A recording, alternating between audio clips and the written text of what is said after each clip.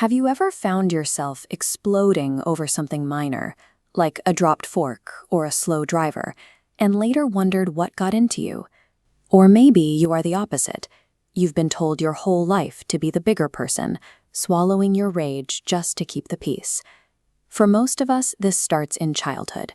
When you showed anger, you might have been called difficult or disrespectful. You learned quickly that to be accepted and loved, you had to hide the darker, messier sides of your personality. To survive these expectations, you built a mask. Jung called this the persona, the compliant, socialized face you present to the world to ensure you fit in. But maintaining that mask is exhausting.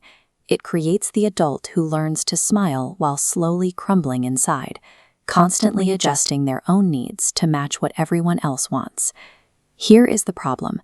That anger doesn't evaporate just because you forced a smile. When you refuse to acknowledge a feeling, it doesn't go away, it just moves. Society tells us that being nice is a moral virtue, but by suffocating your frustration to fit that ideal, you are actually feeding a hidden psychological trap that quietly drains your internal energy. Carl Jung spent his career mapping the hidden corners of the human mind to understand where that energy goes.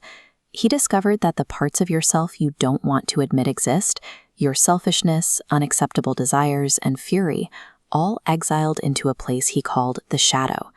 The shadow operates on emotional thermodynamics. The more you repress your anger, the stronger it becomes, a pressurized force, hidden and dangerous. Because that energy must go somewhere, it leaks out, manifesting as crippling anxiety or a sudden apathy. It also shows up as self-sabotage. You might find yourself mysteriously losing motivation or making mistakes just as you're about to succeed, driven by a frustration you haven't dared to face. When you can't look at the anger inside yourself, you often project it onto the world. You begin to assume other people are out to get you, becoming a hostage to a perceived hostility that actually began within your own mind.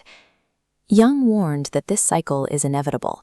Until you make the unconscious conscious, it will direct your life, and you will call it fate. Avoiding your inner monster doesn't make you a better person. It simply leaves you at the mercy of an internal system you no longer control.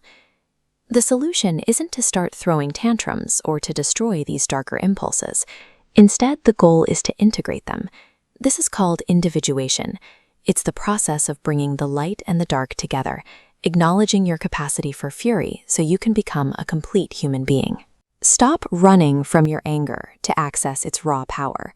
Take that chaotic, reactive energy and sharpen it into a tool for focused intent. This integration changes how you move through the world.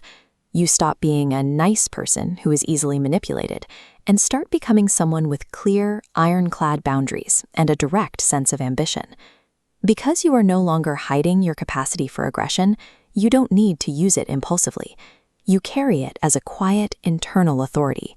When you speak with that kind of weight, people tend to listen, not because you're being loud, but because you are no longer pretending.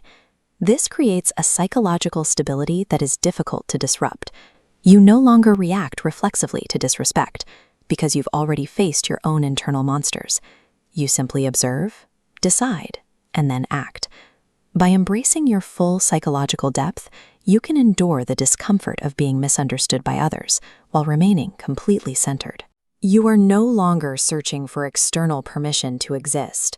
Real freedom comes from taking radical responsibility for your own shadow. If you're ready to stop hiding and start integrating, take the first step right now. Head to the comments and type, "I own my shadow."